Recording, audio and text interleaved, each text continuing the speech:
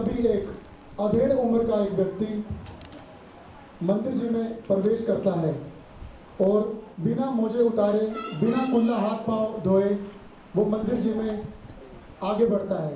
आइए देखते हैं नाटक का प्रथम दृश्य। जय जिनेंद्र भाई साहब।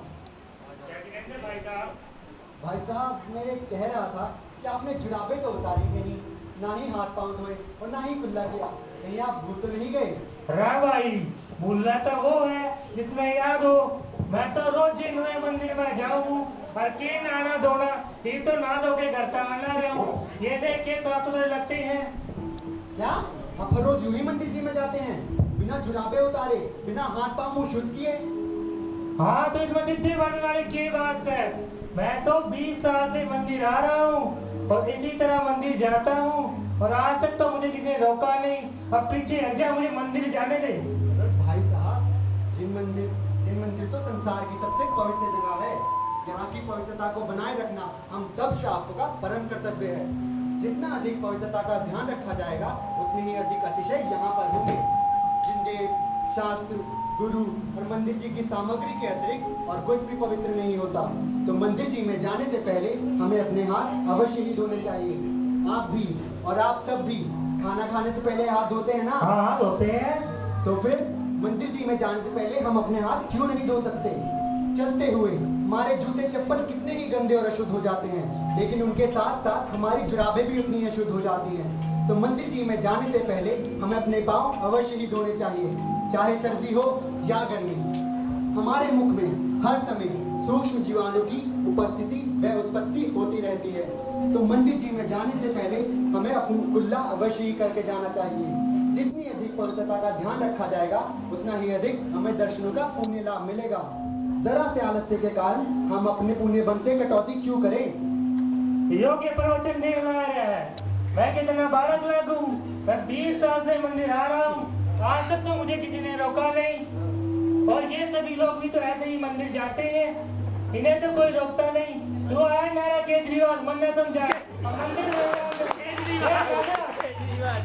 पंजाब में केजरीवाल हो गया भाई, दिल्ली में तो है, पंजाब में भी हो गया। लो बाबूजी, ले लिए चिन्हे। किसे समझा रहे थे? ये तो बुढ़ा घूसट है, किसी की बात नहीं सुनता, कभी मुनियों को सुनता नहीं, भगवान की बात मानता नहीं। तो बाबूजी, तुमने कैसे सोच लिया तुम्हारी बात सुनेगा? जैसा चल रहा है वैसा चलने दो, आंखें बंद करो और मंदिर में जाओ। जय जय जिनेंद्र। क्या आंखें बंद करके भी कोई मंदिर जी में जाता है? अरे बाबूजी, मेरा मतलब है इन सारी चीजों को मत देखो, इनकी तरफ से आंखें बंद करो और मंदिर में जाओ। जय जय जिनेंद्र।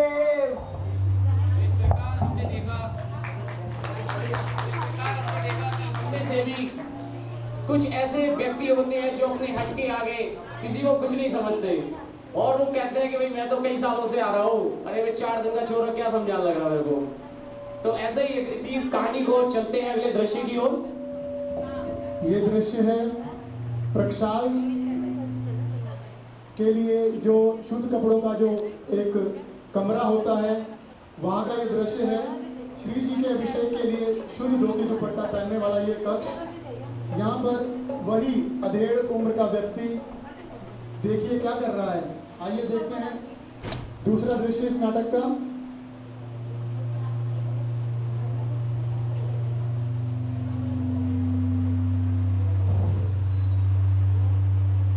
भाई साहब, जय जिनेंद्र। जय जिनेंद्र भाई साहब। भाई साहब, कहना तो नहीं चाहता पर कहना पड़ रहा है। क्या कर रहे हैं आप? नहाने की बात तो दूर, आपने तो घर से आए हुए ये वस्त्र भी नहीं उतारे, इसके ऊपर ही शुद्ध धोती दुपट्टा लपेटने लगे। अरे भाई, ये तो ना लोगे घर तक आना रहा हूँ और साफ सुथरे लगते के लग गए मैं। पर भाई साहब, श्री जी के अभिषेक के समय बहुत ही अधिक पवित्रता की जरूरत होती है।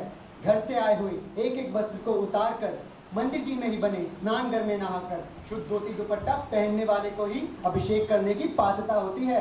तेरे पार्ट में घनी मरोड़ी उठती लागा है, के बात है? किंग आया है, आज तक कभी तो देखा नहीं, आज आया लागा मंदिर में। आज के तू भी पाठशाला लेगा? अरे ओ बाबूजी, इतनी ठंड में सवेरे सवेरे चाय की तरह क्यों बन रहे हो? तू के अपनी चाय बार। अभिषेक और पूजा के बाद मुझे ये चाय तैयार चाहिए, नहीं तो तेरी क्लास ले लूंगा मैं। भाई साहब, आपको ऐसे तो समझ नहीं आया। चलो आपको एक साधारण से उदाहरण से समझाने की कोशिश करता हूँ। आप सर्जन डॉक्टर को तो जानते ही होंगे। हाँ जानते हैं। तो फिर जब एक सर्जन डॉक्टर ऑपरेशन थिएटर में ऑपरेशन करने जाता है तो उससे पहले वो जितने भी अच्छे कपड़े पहन के आया हो, वो फिर भी स्टरलाइज कपड़े पहन के ही ऑपरेशन थिएटर में जाता है। तो जब एक डॉक्टर अपनी आजीविका के लिए इतना कष्ट उठा सकता है, तो हम शावक भी मुनि जी की पवित्रता को बनाए रखने के लिए शुद्ध धोती दुपट्टा पहन ही सकते हैं। अच्छा मरना ना समझा, मैं जानू मैंने क्या करना क्या नहीं। बेरा को नहीं आज तड़के पे लिखड़ा माथा लग गया। हर बच्चा रात दे मंदिर में। लो बाबूजी, ले लिए टिंडे। मैंने कहा था ना, किसे समझा रहे हो? ये तो बुड्ढा खूसट है। ऐसे खूसट यहाँ बहुत आते हैं और इन सब की अकल के दरवाजों में तो जंग लग गई है। चाहे जितना जोर लगा लो, ये खुलने वाले नहीं। तो बाबूजी, अपना काम अपने आप, दूसरों को न देखो। जय जय जिंदे। तो आपने देखा इस द्वितीय दृश्य में कि कैसे वह अधेड़ उम्र का व्यक्ति, उस पर किसी भी बात का कोई प्रभाव नहीं। तो आज इस वर्तमान युग में आपने देखा ही होगा, हमारे समाज में ऐसे कई व्यक्ति हैं जो ये दलील देते हैं कि हम 20 साल से मंदिर आ रहे हैं, 15 साल से मंदिर आ रहे हैं, पर वो जो सच चीज़ है वो कभी नहीं अपनाते। तो नाटिका का अगले दृश्य में हम देखते हैं एक कॉलेज का मनचला लड़का। तीसरा दृश्य, एक कॉलेज का मनचला लड़का जिन मंदिर में दर्शन के लिए आ रहा है। आइए देखते हैं वो क्या फरियाद लेकर आ रहा है।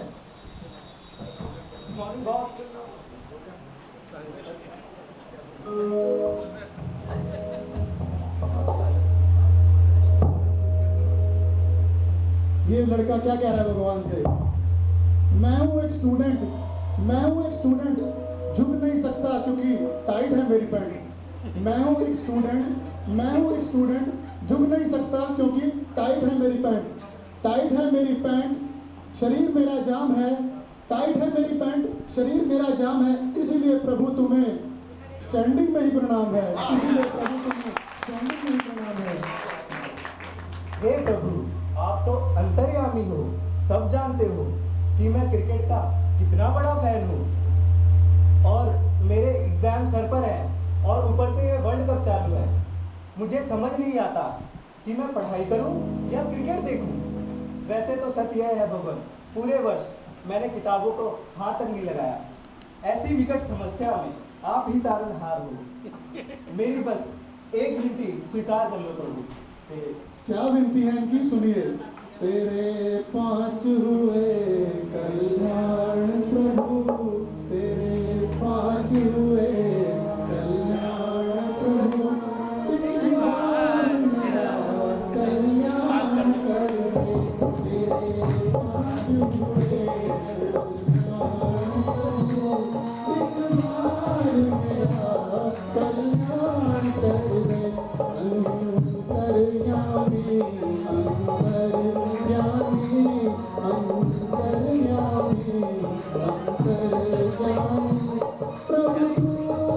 मेरा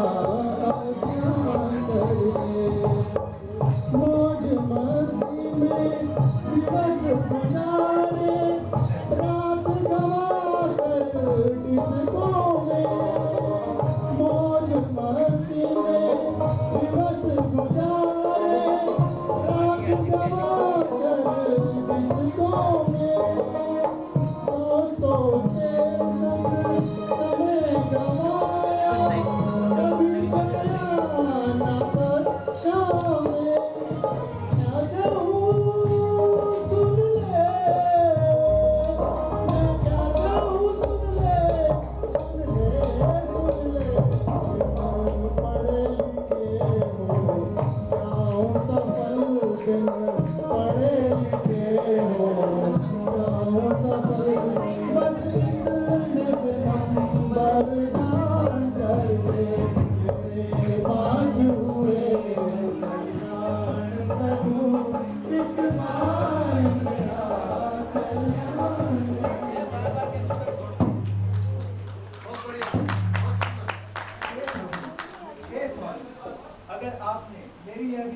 बार कर ली और मैं पास हो गया तो आपको एक नारियल चढ़ाने आऊंगा भगवान। हाँ भैया, पहली बार मंदिर आए हो क्या जो भगवान को ही रिश्वत देने चले?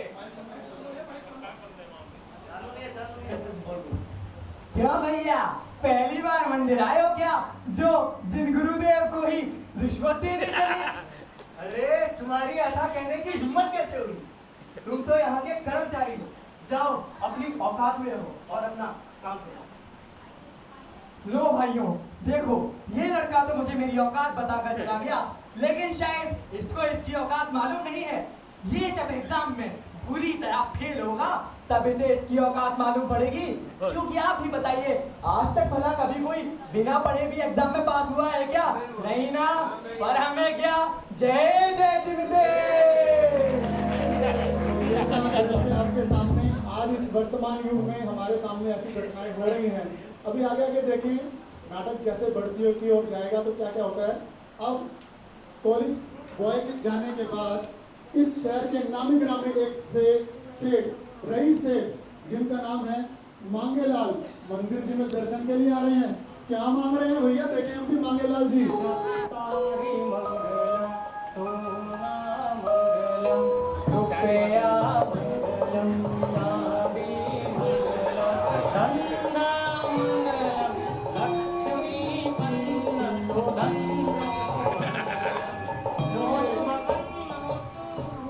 और ये भगवान के दर्शन के बाद भगवान से क्या मांग रहे हैं? भगवान मेरे भगवान मेरा काम ना चले, भगवान मेरे भगवान मेरा काम ना चले, पड़ोसी की बढ़ती देख देख मेरा दिल है जले, भगवान मेरे भगवान मेरा काम ना चले, भगवान मेरे भगवान मेरा काम ना चले। आगे हो गया कैसा भगवान को? लो भैया, मैं बड़ा संतोषी हूँ भगवान, मैं बड़ा संतोषी हूँ गाड़ी, मैं डोरी रखता हूँ गाड़ी, मैं डोरी रखता हूँ पर राम लाल की गाड़ियाँ मेरी आँखों में चले, भगवान मेरे भगवान।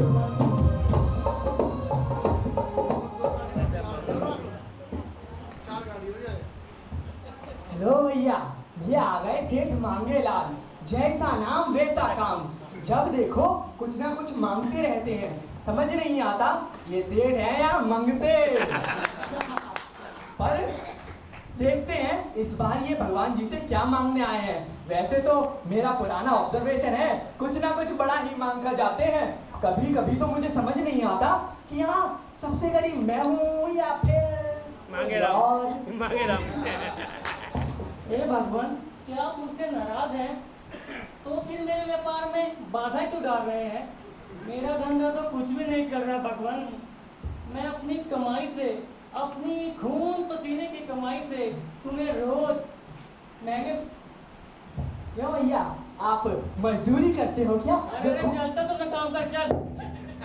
हाँ तो भगवान, मैं कह रहा था मैं अपनी खून पसीने की कमाई से तुम्हें रोज महंगे महंगे बादाम, इलायची और लौंग चढ़ाता हूँ और गले में भी 10 रुपए दान में देता हूँ भगवान।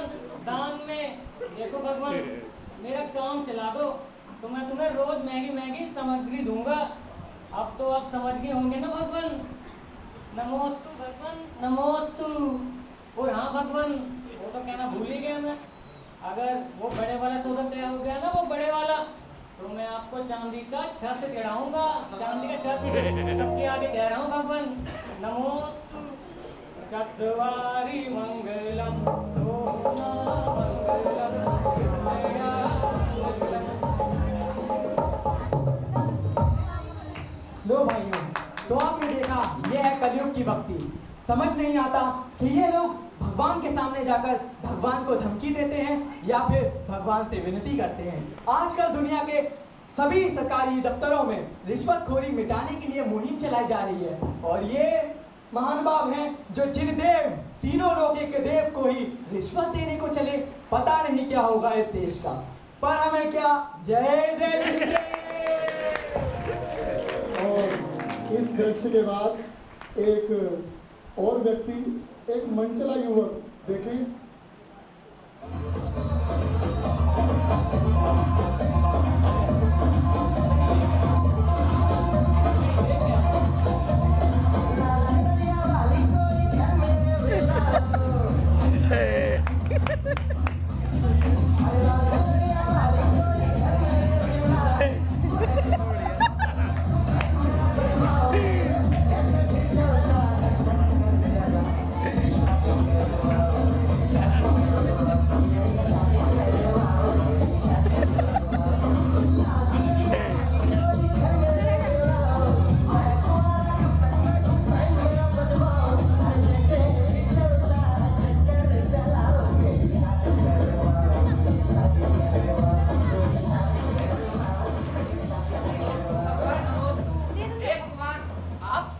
मैं आपके दर्शन को रोज को आता हूँ। तुम तो जग के पानहारा हो। बड़े बड़े चक्रवर्ती राजाओं को आपने हजारों रानियां दी हैं और मेरी एक भी नहीं। भगवान कोई नाराजगी है क्या मुझसे? भगवान कोई ऐसा चमत्कार करके कि सुंदर सुशील कन्या से मेरा भी विवाह करवा दो भगवान। ये महानुभाव तो जिन देव से अपनी शादी की बात करने ही आ गए, जो तीनों लोगों को छोड़ गए और उन्होंने अपने परिवार को छोड़ा, धन छोड़ा, संपत्ति छोड़ी, वो सारी चीजें छोड़कर जाने वाले मुनिराज जो मोक्ष सिधार गए, ये उनसे ही शादी लाल घर छोड़े की तरह अपनी शादी की बातें करे जा रहे हैं। पता नहीं क्या होगा इस दुनिया का। मैं तो कहता हूँ भगवान, अच्छा हुआ जो आप इस दुनिया को छोड़कर सिद्धशिला पर जाकर विराजमान हो गए, वरना कहीं अगर आप भी अन्य देवी देवताओं की तरह स्वर्ग में विराजमान होते तो ये मनुष्य आपको भी मोह माया में फंसा देता भगवान।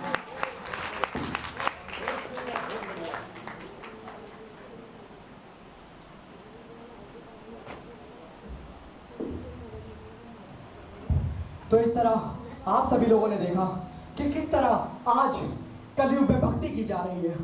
कलयुग में भक्ति का बहुत बुरा हाल हो गया है। समझ नहीं आता लोग भगवान की भक्ति कर रहे हैं या भगवान की शक्ति परखने की जरूरत कर रहे हैं। वो कभी ना कभी कुछ ना कुछ लेकर भगवान के सामने आते हैं और भिखारियों की तरह हाथ फैलाते हैं। उन्हें लगता है कि उनके इस तरह भीख मांगने से भगवान उन्हें कुछ दे देंगे, पर वे शायद जानते नहीं जो भगवान सब कुछ छोड़कर, सब कुछ त्याग कर सिद्धशिला पर जाकर वितराग हो गए और केवल ज्ञान को प्राप्त किया, वो इन सारी मोह माया से बहुत दूर है। उन्हें इन सारी चीजों से कोई मतलब नहीं, पर कभी ना कभी कोई ना कोई, कभी अंक के लिए तो कभी पत्नी के लिए तो कभी धन संपत्ति के लिए कोई ना कोई भगवान से कुछ ना कुछ मांगने आता ही रहता है। ये लोग तो सिर्फ चमत्कार को ही नमस्कार करते हैं। हाँ भाई, बिल्कुल सही कह रहे हो। अगर इनकी इच्छाएं यहाँ पर पूरी हो गई तो नमस्कार करेंगे, वरना किसी और देवी के देवताओं के पास जाके भीख मांगेंगे। ये तो वैसे भी कभी कभी मंदिर आते हैं, वो भी अपने स्वार्थ के लिए। ये कहाँ के भक्त हुए? हाँ, और इन बालकों की तो बात छोड़ो जो अधिक जैन धर्म के बारे में ज्ञान नहीं रखते और इसकी महानता को भी कम जानते हैं। पर इन महान बाप को देखिए जो कहते हैं वे लगातार 20 सालों से नित्य नियम रूप से मंदिर में पधार रहे हैं, वह भी जिनाभिषेक हेतु। क्या इनकी क्रियाएं व इनके हाव भाव किसी भी तरह से जैन धर्म से प्रेरित मालूम होते हैं? मुझे तो कतई नहीं। तो फिर ये सब क्यों हो रहा है? ये सब क्यों हो रहा है? हाँ, अब आप ही बता दीजिए, हमें क्या करना चाहिए? मुझे लगता है इसका जवाब हमारे अंशुल भैया बेहतर देंगे। अधिक कुछ नहीं करना है, केवल अपनी सोच बदलनी है, अपने हम को छोड़ना है और निस्वार्थ भाव से भक्ति करनी है। भगवान की भक्ति तो वही है, अपना सोचने का नजरिया बदलना है केवल। जब हम आते हैं तो भगवान से कुछ मांगे नहीं, क्योंकि वो तो सब कुछ छोड़कर इस संसार से मुक्त होकर मोक्ष हो गए और वो हमें कुछ देने वाले नहीं है, तो हम उनसे कुछ मांगेंगे नहीं। हमें अपने कर्मों से खुद मिल जाएगा। और अगर कोई छोटा क्या पता कोई अच्छी बात कह रहा है तो प्लीज उसको समझने की भी कोशिश कीजिए। ये नहीं कि हम तो बड़े हैं तो हम क्यों समझें। तो इसी के साथ मैं अपने नाटक की समाप्ति करता हूँ। हमारे नाटक का संगीत और सभी यहाँ की कमेटी का बहुत बहुत धन्यवाद।